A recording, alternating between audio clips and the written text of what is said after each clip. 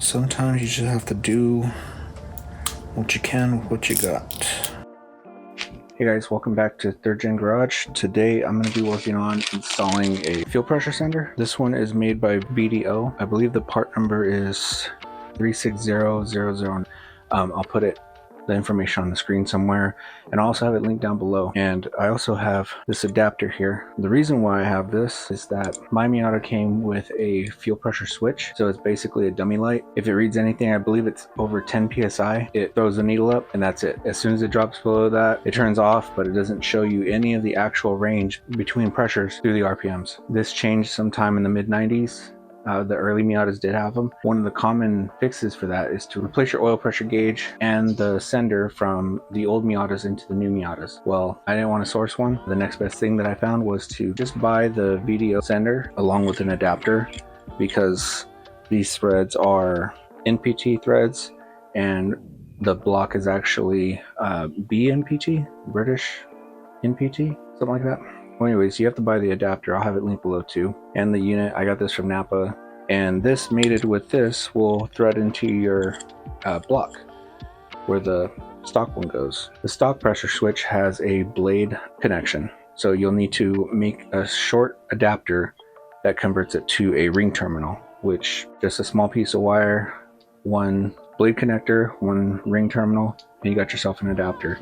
I'll be making that one of those too with stuff I have laying around. I was looking around to find out what I actually need to put on these threads when I'm sealing it, and I've heard a bunch of different information. People saying use Teflon tape, other people saying don't use Teflon tape. The reason being is that this needs to ground to your block, and if you put too much Teflon tape or put it over all the threads, it might not give you the proper ground. So the other option was using thread locker, which is what I'm going to use. I heard conflicting things about this. In Track Dog's kit, their instructions say to use thread locker. I've seen a video where another guy uses thread locker. His didn't leak. I'm willing to try it. Another solution I saw was to use sensor safe RTV silicone to make sure it's high temp, make sure it's rated for oil. Then I heard people saying that breaks down with the hot oil. So your results may vary. I was going to buy a kit, but it's around $100 for the kit. I pieced this together for about $55. Is it easier to just buy the kit? Yeah, it comes with the adapter and everything. You just have all the parts ready.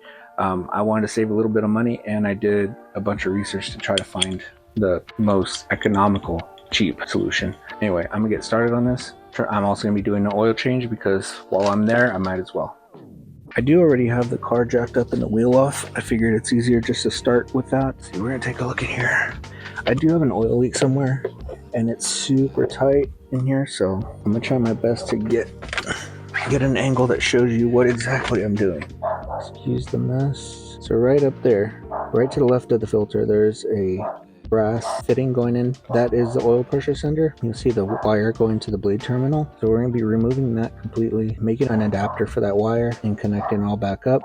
I broke loose the oil pressure switch. I ended up having to use a series of extensions and kind of got through between the frame and these two lines. And yeah, luckily these extensions are swivel. They have like a little bit of a swivel to them. They're the Harbor Freight ones. And between that, I wasn't able to get the right angle to get the socket on there. I had to bend this down because I didn't have a deep socket, so I just used a regular socket. I used a 15/16 to get this off. Yeah, I think I'm going to go the route of putting the fitting on first and then putting the new sending unit on. It's fine. I kept it away from the front. Should be good. I'm taking a 12mm because that's what size it is. As you can see, I got the fitting in there.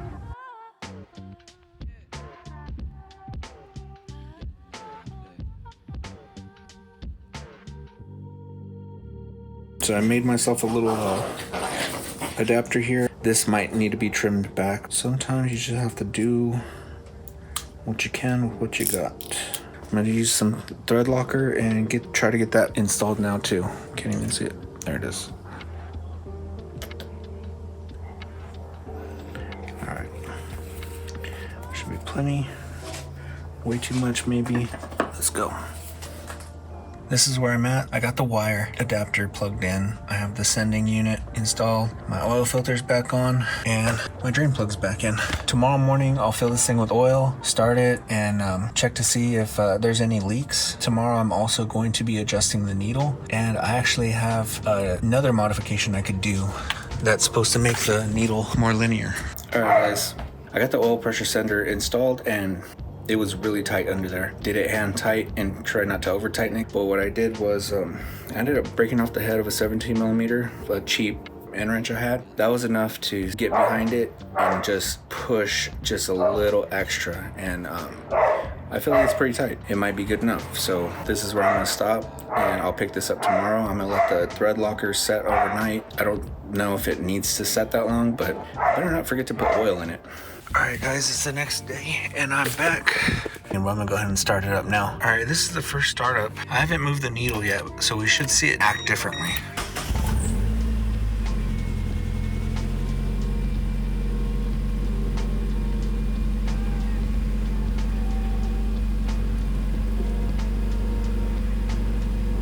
So it definitely did act differently. Normally right at startup, it would jump up to about 2/3 of the way. This is a cold start, so realistically, this should be where the needle's at right now should be about 2/3 of the way up. I'm gonna check for leaks right now and let this warm up a little bit.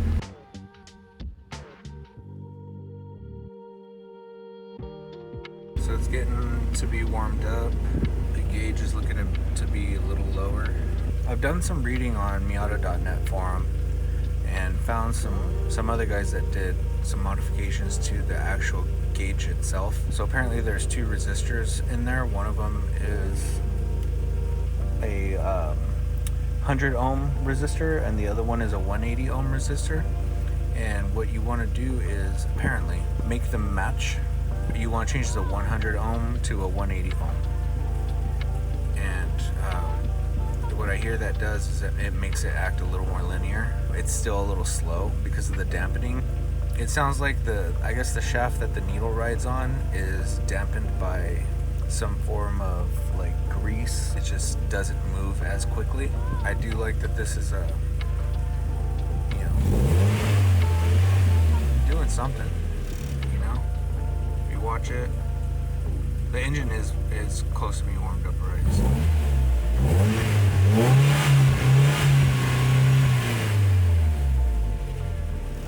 What I'm gonna do is let this warm up a little bit more. It's basically there. And I'm gonna take this cluster apart and I'm gonna change the needle to where it's supposed to be. I'll get some video of that and then I'll probably I did buy the resistors because I wanted to do that mod and see how it was. So I want to show the before and after of that as well. Alright, so what I'm going to do is I'm going to remove this cover. There should be, I think, 2 screws, and then this comes out, and it'll give me access to the screws to remove the cluster. We'll see where we get to after that.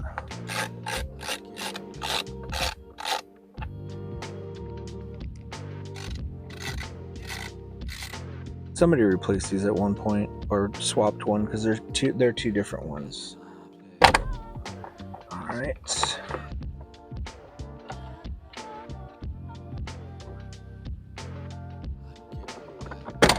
Oh, that just pops out. Okay. Nice. There's 4 screws for this.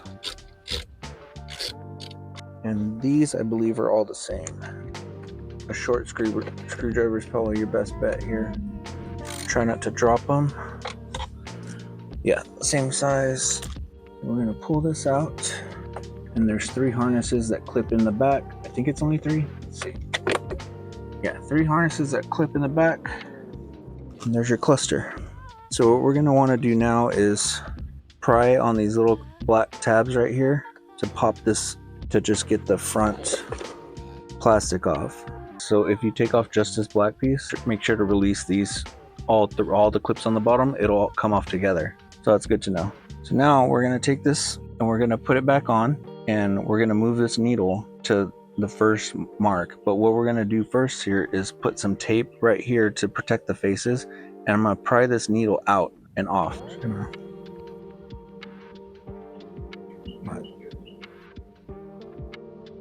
We'll see if maybe this works.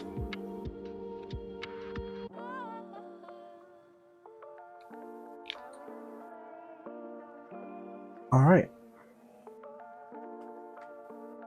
Come on.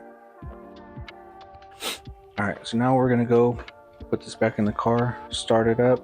let it get warm, and then we're gonna set this needle here right at the first tick mark. The car isn't quite warmed up, but it is idling regularly, so that should be about where the pressure needs to be. So what you're gonna want to do is position it. You don't want to push down too hard. It shouldn't be touching the face, and you definitely don't, especially when you're first placing it, you don't want to push down too hard in case you have to pull it back off and readjust. Right now it's close to that first line, and that's at idle. So we give it a little bit of gas.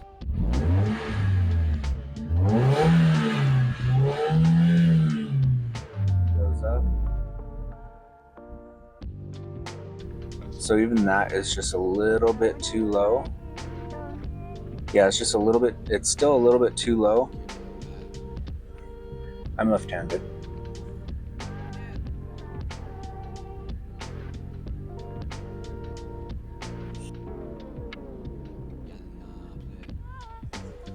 So that's better.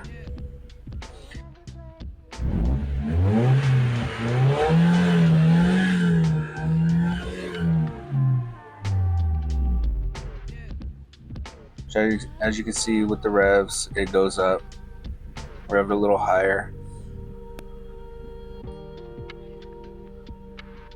It just kind of moves a little slower, but it does work. Actually, that might be just a little bit too high. The gauge in these clusters isn't meant for this, but it's just supposed to give you some form of frame of reference.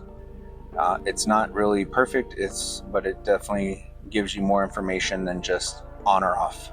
On to the next mod, which what I'm going to be doing is taking this cluster inside, desolder the resistor, and then add in a new resistor.